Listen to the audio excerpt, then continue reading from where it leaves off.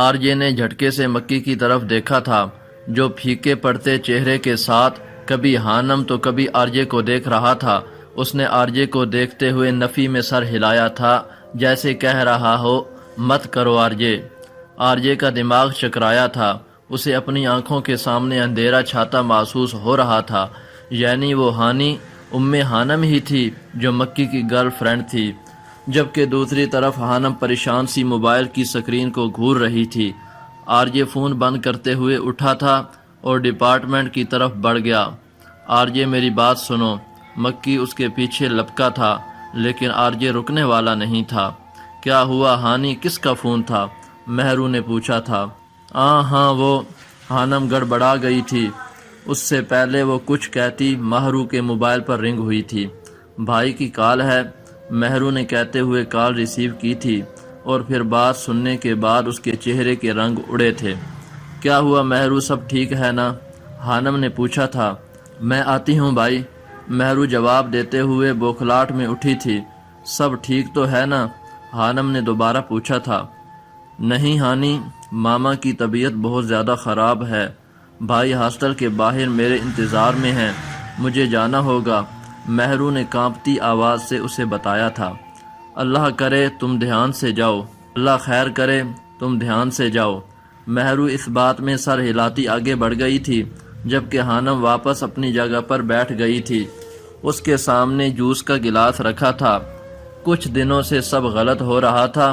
پہلے مہرو کی امی کو ہارٹ اٹیک، مہرو کا اسے نیب آفس کے پاس بلانا، مہرو کا ایکسیڈنٹ۔ رات اس نے پھر سے وہی خواب دیکھا تھا جس میں کسی نے اسے آگ اگلتے دریا میں دھکا دے دیا تھا۔ اس آگ کی جلن ہانم کو محسوس ہوئی تھی، اور اب اس ملک کی کال آنا، ہانم کی کسی انہونی کا احساس ہو رہا تھا۔ اس کا دل کانپ رہا تھا۔ وہ کیفے سے اٹھنے کے بعد ڈپارٹمنٹ کی طرف بڑھ گئی تھی۔ اس کی اسائنمنٹ مکمل نہیں تھی، صبح جمع کروانی تھی۔ اگر میں ہاسٹل چلی گئی تو سو جاؤں گی، کیوں نہ لائبریری میں بیٹھ کر مکمل کر لوں؟ ہانم سوچتے ہوئے لائبریری کی طرف بڑھ گئی تھی۔ آج جنت روڈ پر اسٹوڈنٹ کا رش نہیں تھا۔ روڈ اور کیفے خالی خالی سا نظر آ رہا تھا۔ پہلی وجہ تو یہ تھی کہ جنت روڈ کے دونوں طرف تقریباً 8-10 ڈپارٹمنٹ تھے، جن میں سے کچھ ڈپارٹمنٹ کے فائنل پیپرز لیٹ ہوئے تھے اور اب انہیں سیمسٹر بریک تھی، اس لیے کافی ڈپارٹمنٹ بند تھے۔ جبکہ دوسری وجہ یہ تھی کہ اس دن فیصل آڈیٹوریم میں ٹیکنالوجی پر ایک بہت بڑا سیمینار تھا، جس میں بڑی بڑی شخصیات نے شرکت کرنی تھی۔ ان کے ڈپارٹمنٹ کے بھی تقریباً سبھی اسٹوڈنٹس وہاں گئے ہوئے تھے۔ ہانم کا سیمینار میں جانے کا موڈ نہیں تھا۔ وہ لائبریری میں بیٹھی انہماک سے اسائنمنٹ بنا رہی تھی جب اس کے موبائل پر وائبریشن ہوئی۔ لائبریری میں 1-2 اسٹوڈنٹس تھے۔ ہانم نے موبائل دیکھا، ملک کی کال تھی، جو ابھی کچھ دیر پہلے بھی آئی تھی اور وہ مہرو میں الجھ کر بھول گئی تھی۔ نمبر دیکھ کر ہانم کی تیوری چڑھی تھی۔ اس نے غصے سے کال اٹھائی تھی۔ ہیلو، ہانم کی آواز سے بھی غصہ جھلک رہا تھا۔ کیسی ہو مس ہانی؟ کاٹدار لہجے میں پوچھا گیا تھا۔ ذرا ڈپارٹمنٹ کے گراؤنڈ میں تشریف لائیں گی آپ؟ اس سے پہلے ہانم کچھ بولتی وہ دوبارہ بولا تھا۔ ہانم کو وہ آواز جانی پہچانی محسوس ہوئی تھی۔ اس کی ایک کمزوری تھی، وہ آوازوں میں جلدی سے فرق محسوس نہیں کر پاتی تھی۔ اگر مہرو بھی کسی انجان نمبر سے اسے کال کرتی تھی تو ہانم کافی دیر بعد اسے پہچانتی تھی۔ کون؟ ہانم کا گلا خشک ہوا تھا۔ ہا دوسری طرف سے آرجے کا کہہ کہا بلند ہوا تھا۔ وہ اس کے کہہ کہا لگانے کے انداز سے پہچان گئی تھی۔ ذرا گراؤنڈ میں تشریف لائیں گی پھر بتاتا ہوں، وہ کہہ کر فون بند کر چکا تھا۔ ہانم کو اپنی روح فنا ہوتی محسوس ہو رہی تھی۔ ملک ہی آرجے ہے؟ نہیں، یہ نہیں ہو سکتا۔ ہانم کا دل ڈوب گیا تھا۔ اسے جس بات کا ڈر تھا وہی ہوا تھا۔ ملک نام کے ڈر کا سانپ اس کے سینے میں کنڈلی مارے بیٹھا تھا، جو آج اس کے اندر سے نکلا تھا۔ ہانم کے ہاتھ اور ٹانگیں باقاعدہ کانپ رہی تھیں۔ موبائل اس کے ہاتھ سے چھوٹ کر گود میں جا گرا تھا اور وہ خشک ہوتے حلق کے ساتھ حالات کو سمجھنے کی کوشش کر رہی تھی۔ یہ ان دنوں کی بات ہے جو وہ فرسٹ ایئر میں تھی اور اس نے نیا نیا کالج جانا شروع کیا تھا۔ مہرو اور وہ دونوں ایک ہی کالج میں پڑھتی تھیں۔ کالج گھر سے کافی فاصلے پر تھا۔ اکثر دیر ہو جانے کے باعث آسیہ بیگم کافی پریشان ہوتی تھیں۔ کچھ پیسے جمع کرنے کے بعد انہوں نے خانم کو ایک چھوٹا سا الگ موبائل لے کر دیا تھا۔ بے شک ان کے گھر میں غربت تھی، لیکن زندگی ایک پرسکون ندی کی مانند بہہ رہی تھی، اور اس ندی میں پہلا پتھر ملک کے آنے سے پڑا تھا۔ فرسٹ ایئر میں انہوں نے کالج میں سینئرز کلاسز کو فیئر ویل پارٹی دی تھی۔ مہرو اپنا سمارٹ فون لائی تھی۔ چونکہ کالج میں صرف لڑکیاں ہی تھیں، اس لیے وہ دونوں خوب اچھے سے تیار ہو کر آئی تھیں۔ مہرو نے اچھی کافی فوٹوز بنائی تھیں۔ وہ دونوں بہت پیاری لگ رہی تھیں، خاص طور پر خانم، اور شاید یہی اس کی بدقسمتی تھی۔ مہرو یہ کون ہے؟ مکی مہرو کے موبائل میں فنکشن کی تصویریں دیکھ رہا تھا جب اس کی نظر مہرو کے ساتھ مسکراتی خانم پر پڑی تھی۔ یہ ہانی ہے، میری بیسٹ فرینڈ، مہرو نے جواب دیا تھا۔ یہ پیاری ہے، معصوم بھی۔ ہاں، یہ بہت اچھی اور نیک لڑکی ہے، مہرو نے سرسری سے انداز میں جواب دیا تھا۔ مہرو کے نیک کہنے پر مکی کے دل میں ہنسی آئی تھی۔ اچھا یار، چائے تو پلا دو، اتنے دنوں بعد گھر آیا ہوں، مکی نے شکوہ کیا تھا، اور مہرو اس بات میں سر ہلاتی کمرے سے چلی گئی تھی۔ مکی نے خباثت سے ہنستے ہوئے خانم کا نمبر اس کے موبائل سے لیا تھا۔ پتہ چل جائے گا کتنی نیک اور پارسا ہے۔ وہ شیطانی ہنسا تھا۔ ہیلو ہانی، خانم اپنا کیمسٹری کا ٹیسٹ یاد کر رہی تھی جب اس کے موبائل پر بیل ہوئی تھی۔ اجنبی نمبر دیکھ کر اسے حیرانی ہوئی تھی۔ مکی نے مہرو کے موبائل سے نمبر لینے کے پورے 1 ماہ بعد خانم کو میسج کیا تھا۔ کیسی ہو؟ خانم ابھی سوچ ہی رہی تھی کہ یہ نمبر کس کا تھا، تبھی دوسرا میسج موصول ہوا۔ وہ شش و پنج میں مبتلا تھی کہ ریپلائی کرے یا نہ کرے، تبھی اس نمبر سے کال آئی تھی۔ خانم نے کال ریسیو کی تھی۔ ہیلو ہانی، میں ملک۔ لڑکے کی آواز اور اس کے منہ سے اپنا نام سن کر خانم دھک سے رہ گئی تھی۔ اس نے فوراً کال کاٹنے کے بعد موبائل بند کر دیا تھا، اور پھر یہ سلسلہ بند نہیں ہوا تھا۔ روز صبح و شام میسج آنے لگے، کبھی حسن کے قصیدے پڑھے جاتے تو کبھی اس کی معصومیت کے۔ خانم کو سمجھ نہیں آ رہا تھا کہ اسے تنگ کرنے والا کون ہے۔ جہاں مہرو اسے اپنی چھوٹی چھوٹی بات بتاتی تھی، وہیں خانم اپنے بڑے بڑے اس سے راز چھپاتی تھی۔ یہ اس کی فطرت تھی شاید۔ آخر تم کون ہو؟ کیوں مجھے تنگ کر رہے ہو؟ خانم نے جھجلا کر پوچھا تھا۔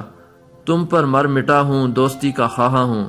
اس کی بے باکی پر خانم کے چہرے پر ناگواری ابھری تھی، اور اس نے کوئی جواب نہیں دیا تھا۔ پہلی لڑکی ہے یار جو قابو نہیں آ رہی، 2 ماہ ہو گئے ہیں، مکی آرجے کے سامنے صوفے پر بیٹھا خباثت سے کہہ رہا تھا۔ ایک نہ ایک دن مان جائے گی۔ دنیا میں ایسی کوئی لڑکی نہیں جو پھسلتی نہ ہو، بس کچھ وقت لیتی ہے اور کچھ لمحوں میں پگھل جاتی ہے۔ آرجے کا نایاب مشورہ دستیاب تھا، اور پھر مکی نے ہار نہیں مانی تھی۔ دیکھو پلیز، ایک بار بات کر لو، میں باقی لڑکوں جیسا نہیں ہوں، میں بہت الگ ہوں، میں سچ میں تمہیں پسند کرتا ہوں۔ ایک بھولی بھالی لڑکی جس کی دنیا اس کی چھوٹی سی فیملی تھی، جس نے آسائشیں نہیں دیکھی تھیں، وہ اس کی چکنی چپڑی باتوں میں پگھلنے لگی تھی۔ مرد کو اللہ تعالیٰ نے بہت شاطر دماغ دیا ہے، وہ اپنی باتوں سے کسی بھی عورت کو بہلا پھسلا اور ورغلا سکتا ہے۔ اس میں بھی قصور عورت کا ہوتا ہے جو وہ پگھل جاتی ہے۔ 2 ماہ کی انتھک محنت کے بعد آخر وہ اس کی طرف مائل ہو ہی گئی تھی۔ میرا نام ملک ہے، مستقیم ملک عرف مکی نے اپنا تعارف کروایا تھا۔ خانم نے ہمیشہ محرومیاں دیکھی تھیں، باپ کی محرومی، ضروریات کی محرومی، خواہشات کی محرومی، بہت سے لاڈ اور پیار کی محرومی۔ اس کے اندر ایک خلا تھا۔ گھر میں رونے دھونے والے حالات دیکھ کر اس کا دل کڑتا تھا۔ ایسے میں جب ملک اس سے بات کرتا تھا تو وہ اسے خوابوں کی دنیا میں لے جاتا تھا، لیکن یہ سلسلہ زیادہ دن تک نہیں چل سکا تھا۔ خانم کا ضمیر اسے کچوکے لگاتا تھا۔ وہ جانتی تھی یہ سب غلط ہے، انسان معصوم ہے جبکہ شیطان شاطر ہے۔ اسے شیطان نے کیسے ورغلایا تھا یہ وہ خود بھی نہیں جانتی تھی۔ ملک سے بات کرتے ہوئے بھی ضمیر کا شور اسے سکون نہیں لینے دیتا تھا۔ اس روز جواد کو سائیکل چاہیے تھی۔ آسیہ بیگم یا کسی اور کے پاس اتنے پیسے نہیں تھے کہ وہ اسے سائیکل لا کر دے سکے۔ بابا ہمیں کیوں چھوڑ گئے ہیں آپی، کیوں چلے گئے وہ؟ جواد نے روتے ہوئے سوال پوچھا تھا، جبکہ خانم خود رو پڑی تھی۔ ملک تم چھوڑ تو نہیں جاؤ گے؟ اس روز پہلی بار خانم نے ایک لمبے میسج کی شکل میں بہت سے الفاظ لکھ کر بھیجے تھے، ورنہ وہ بس ہوں ہاں میں جواب دیتی تھی۔ وہ پوچھ رہی ہے مجھے چھوڑ تو نہیں دو گے؟ مکی نے آرجے سے پوچھا تھا۔ اسے کہو کبھی نہیں میری جان۔ آرجے کے جواب پر دونوں کا کہہ کہا ابھرا تھا۔ اسی رات خانم سو نہیں پائی تھی۔ ضمیر نے اسے یہ بات سمجھا دی تھی کہ وہ غلط کر رہی ہے۔ اس کی نمازیں قضا ہونے لگی تھیں، اس کی پڑھائی متاثر ہو رہی تھی، سب سے بڑی بات اس کے چہرے کی رونق ماند پڑ گئی تھی۔ ملک سے بات کرنے کا گناہ اس کے جسم سے کسی جونک کی طرح چمٹ گیا تھا، وہ لمحہ با لمحہ اس کا خون چوس رہی تھی۔ کیا ہو گیا ہے ہانی؟ تم مجھ سے بات کیوں نہیں کرتی ہو؟ خانم کے اگنور کرنے پر ملک نے شکوہ کیا تھا۔ میں تم سے ملنا چاہتا ہوں۔ اس کی اگلی بات سن کر خانم کا دماغ بھگ سے اڑا تھا۔ اس نے فوراً موبائل آف کیا تھا۔ اس نے تو کبھی اس چیز کا تصور بھی نہیں کیا تھا۔ خانم کا دل ملک سے اکتانے لگا تھا۔ اس کی باتیں خانم کا دل خراب کرتی تھیں۔ جو تھوڑی سی دلچسپی پیدا ہوئی تھی وہ اس کی چیپ باتوں سے ختم ہو گئی تھی۔ وہ اس کا نمبر بلاک نہیں کر سکتی تھی کیونکہ اس کے پاس موبائل سادہ تھا۔ اسی گھبراہٹ، ڈر اور گناہ کے تصور میں اسے بخار ہو گیا تھا۔ وہ پورا مہینہ بیمار رہی تھی، اپنے گناہ پر روتی تھی، پچھتاتی تھی۔ آسیہ بیگم اسے بیمار دیکھ کر خود ہلکان ہو گئی تھیں۔ خانم کو اپنی غلطی کا شدت سے احساس ہوا تھا۔ اتنی پیاری ماں تھی اس کے پاس جو اس پر جان دیتی تھی، اور وہ اپنی ماں کو دھوکہ دے رہی تھی۔ خانم کا دل ڈوب گیا تھا، آنسوؤں سے تکیہ بھیگنے لگا تھا۔ وہ ساری رات روتی تھی۔ تم مجھ سے بات کیا کرو ہانی، میں تمہارے بنا نہیں جی سکتا۔ مجھے ڈر لگتا ہے ملک۔ ڈر؟ لیکن کس سے؟ اللہ سے۔ اور ملک اس کی بات سن کر حیران رہ گیا تھا۔ اللہ کا واسطہ ہے میرا پیچھا چھوڑ دو، میں تمہیں پسند نہیں کرتی اور نہ کبھی کروں گی، آئندہ مجھے میسج مت کرنا۔ خانم نے اس سے التجا کی تھی۔ وہ ٹھیک ہونے لگی تھی، رو رو کر اپنے گناہوں کی معافی مانگی تھی۔ 17 سال اور کچھ ماہ عمر تھی اس کی اس وقت، اور اس کے ضمیر نے اسے کتنے بڑے گناہ سے بچا لیا تھا۔ اس کے چہرے کی رونق لوٹ آئی تھی، لیکن جب بھی وہ اسے میسج کرتا تھا خانم کو سب یاد آنے لگتا تھا۔ اس کا دل اذیت سے بھر جاتا تھا۔ اسے محسوس ہونے لگا تھا کہ وہ اب باکردار نہیں رہی تھی۔ اپنی کی گئی چھوٹی سی غلطی نے اس کے اندر تلخی بھر دی تھی، اور وہ ملک یعنی مکی بھی اس کی جان نہیں چھوڑ رہا تھا۔ وہ اسے کبھی نہ کبھی میسج کرتا رہتا تھا۔ 2 سال گزر گئے تھے، خانم نے 4th ایئر کے ایگزامز بھی دے دیے تھے، لیکن وہ اسے نہیں بھولا تھا اور نہ خانم کو بھولنے دیتا تھا۔ جب حمدان انکل نے اسے موبائل گفٹ کیا تھا تب خانم نے نمبر بدل لیا تھا، لیکن کچھ دن بعد کچھ ضروری نمبر کاپی کرنے کے لیے اس نے اپنی پرانی سم موبائل میں ڈالی تھی۔ وہی وہ دن تھا جب زبیدہ آپا اس کے لیے طارق کا رشتہ لے کر آئی تھی۔ وہ پہلے ہی دکھی تھی، اوپر سے ملک کی میسج نے کہ بھول گئی ہو تم مجھے اس کے اندر تک خاک کر ڈالا تھا۔ تب خانم نے روتے ہوئے اسے 2-3 سالوں بعد میسج کیا کہ خدا سے ڈر اے ابن آدم، خدا سے ڈر۔ اس کے ان الفاظ نے مکی کو اندر تک جھنجھوڑ ڈالا تھا۔ تب خانم نے ملک سے 2 ٹوک بات کرنے کا فیصلہ کیا تھا۔ اس نے نمبر دوبارہ آف نہیں کیا تھا، بلکہ سوچ رکھا تھا کہ اس بار اگر اس نے کال یا میسج کیا وہ اس سے صاف صاف بات کرے گی، لیکن اس کے ان الفاظ نے مکی کے ہاتھ جکڑ دیے تھے۔ اس نے کبھی دوبارہ کال یا میسج نہیں کیا تھا، اور یوں خانم بھی جیسے ان واقعات کو برا خواب سمجھ کر بھول گئی تھی، لیکن یہ اس کی سب سے بڑی غلطی تھی۔ آج پھر وہ اس کے سامنے کھڑا تھا، تقریباً 1 سال کے عرصے کے بعد۔ وہ لائبریری میں بیٹھی خود کو نارمل کرنے کی کوشش کر رہی تھی۔ اس نے کبھی خواب میں بھی نہیں سوچا تھا کہ اس کا سامنا کبھی ملک سے ہوگا، اور ملک وہ بھی آرجے۔ خانم کے دماغ میں سائیں سائیں ہو رہی تھی۔ وہ کانپتے قدموں سے کھڑی ہوئی تھی۔ اسے بلاوا آیا تھا۔ اور جانا ہی تھا۔ خود کو گھسیٹتی وہ گراؤنڈ کی طرف بڑھ گئی تھی جہاں اجل اس کا انتظار کر رہی تھی۔ آرجے میری بات سمجھنے کی کوشش کرو، جو تم کر رہے ہو وہ ٹھیک نہیں ہے۔ مکی نے گراؤنڈ میں رکھے لکڑی کے بینچ پر بیٹھے آرجے سے کہا تھا، جو اپنی انگلیوں کی مدد سے اپنی کمپٹیوں کو سہلا رہا تھا۔ میں سب جانتا ہوں، تم اپنی بکواس بند کرو۔ آرجے دھاڑا تھا، تب اس کی نظر بیگ تھامے ان کی طرف قدم بڑھاتی ہانم پر پڑی تھی۔ تیز ہوائیں اس کے دوپٹے کو اڑا کر لے جانے کی کوشش کر رہی تھیں، لیکن اس نے اپنی چادر کو اچھی طرح سے سنبھالا ہوا تھا۔ اسے اپنی طرف آتا دیکھ کر مکی کے دل کو کچھ ہوا تھا۔ آئیے آئیے میڈم ہانی، آپ ہی کا انتظار ہو رہا تھا۔ جیسے ہی وہ ان کے قریب پہنچی تھی، آرجے نے زہر خند لہجے میں کہا تھا، یہاں کیوں بلایا ہے مجھے؟ ہانم کا لہجہ سخت تھا۔ بتاتے ہیں، اتنی بھی کیا جلدی ہے، جائیں پہلے وہ پڑھیں۔ آرجے نے اسے گراؤنڈ میں لگے پودے کی طرف اشارہ کیا تھا جس پر ایک اشتہار لگا تھا۔ ہانم الجھن زدہ چہرے کے ساتھ اس پودے کی طرف بڑھ گئی۔ سفید کاغذ پر لکھے لفظوں کو پڑھ کر ہانم کی روح فنا ہوئی تھی۔ وہ اس کی اور مکی کی باتیں تھیں، اوپر اس کا نام اور نمبر لکھا تھا۔ آرجے نے ان کی کنورسیشن کے سکرین شاٹ لے کر ان کے پرنٹ نکلوا لیے تھے۔ گراؤنڈ میں ہر طرف دیواروں اور پودوں پر وہ پرنٹ چسپاں تھے۔ وہ کرنٹ کھا کر پلٹی تھی۔ لڑکیوں کو لگتا ہے کہ وہ اپنی طرف سے اگر پیغامات اور نمبر کو ختم کر دیں گی تو سب واقعی ختم ہو کر پہلے جیسا ہو جائے گا، لیکن یہ لڑکیوں کی خام خیالی ہوتی ہے۔ وہ پیغامات ہمیشہ کے لیے نامہ اعمال اور مرد کے پاس محفوظ رہتے ہیں۔ نامہ اعمال سے تو شاید توبہ و ندامت کے آنسو ان پیغامات اور گناہوں کو مٹا دیں، لیکن ایک مرد کے پاس سے ان گناہوں کا مٹنا ناممکن ہے۔ آج اس کے گناہ ازدہے کا روپ دھار کر اسے نگلنے کو تیار کھڑے تھے۔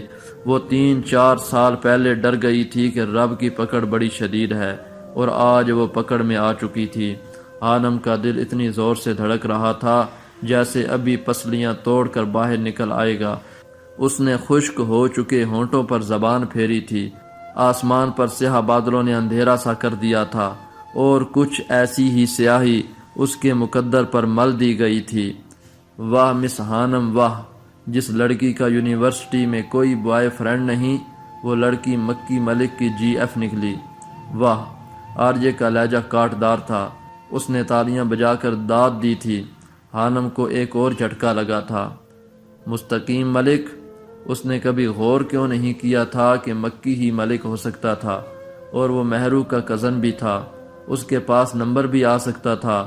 ہانم نے مکی کو دیکھا تھا جو نظریں چرا گیا تھا۔ آرجے میری بات سنو، تم خاموش رہو۔ مکی کی بات پر آرجے دھاڑا تھا۔ میں نے دنیا میں منافق لوگ دیکھے ہیں، لیکن تم سے کم۔ وہ ہانم کی طرف بڑا تھا۔ ہانم کی پوری جان کانپ رہی تھی۔ میں نے شاطر لڑکیاں دیکھی ہیں، لیکن تم سے کم۔ کیا کہا تھا تم نے کہ میری روح سے غلاظت لپٹی ہے؟ اپنے بارے میں کیا خیال ہے تمہارا؟ وہ سور پھونک رہا تھا اور ہانم جل کر خاک ہو رہی تھی۔ اس کے پاس اپنی صفائی میں کہنے کو کچھ نہیں تھا۔ سارے ثبوت اس کے خلاف تھے۔ وہ کچھ نہیں کر سکتی تھی۔ آسمان پر پھیلی سیاہی کسی طوفان کی آمد کا پتہ دے رہی تھی۔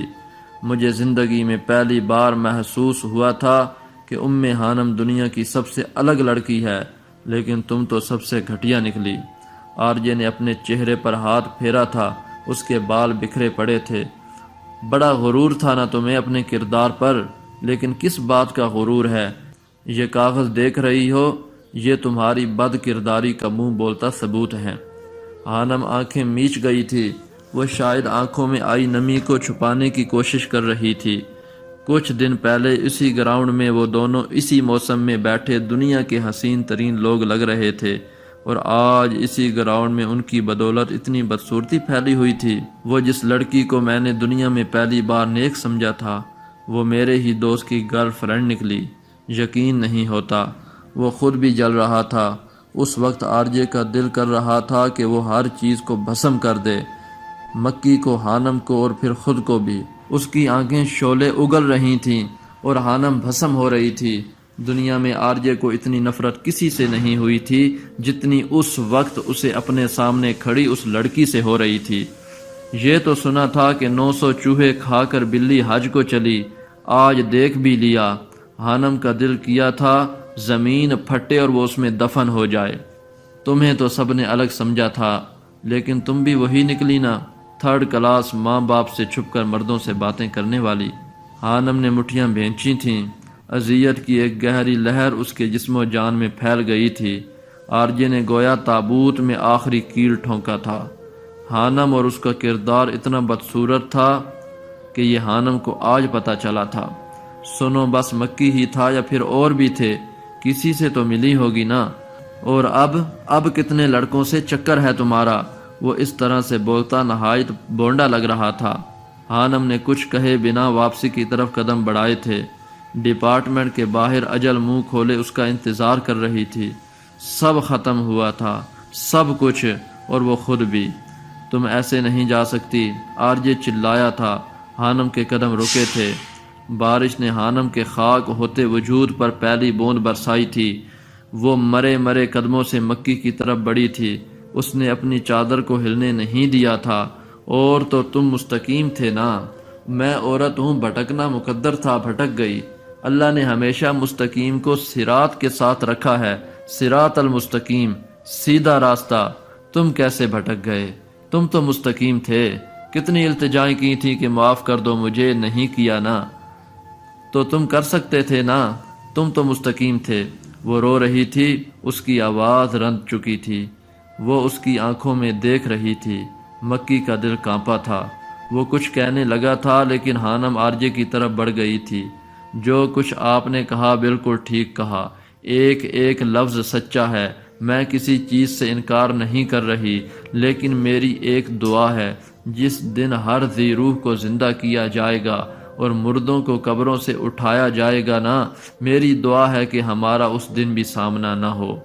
حانم نے آنکھوں میں آئی نمی کو ہاتھ کی ہتھیلی سے رگڑتے ہوئے کہا تھا۔ وہ پلٹی تھی۔ تم جیسی منافق لڑکی کو دیکھنا بھی کون چاہے گا؟ آرجے چلا کر کہہ رہا تھا۔ ڈپارٹمنٹ سے باہر جنت روڈ جہنم کا روپ دھارے آگ کے شعلے اگل رہا تھا۔ آج حانم سب ہار گئی تھی، اپنی معصومیت، اپنی ہنسی، اپنا کردار، اپنا اعتماد، اپنی نیک نامی، اپنی ذات، اور شاید اپنی زندگی بھی۔ اس کی سانسوں کی ڈور الجھ رہی تھی۔ حانم کو اپنا سانس رکتا ہوا محسوس ہو رہا تھا۔ بارش کسی طوفان کی طرح برس رہی تھی۔ مکی نے نم آنکھوں سے اسے ڈپارٹمنٹ سے باہر جاتے دیکھا تھا، اور پھر سب ختم ہو گیا تھا۔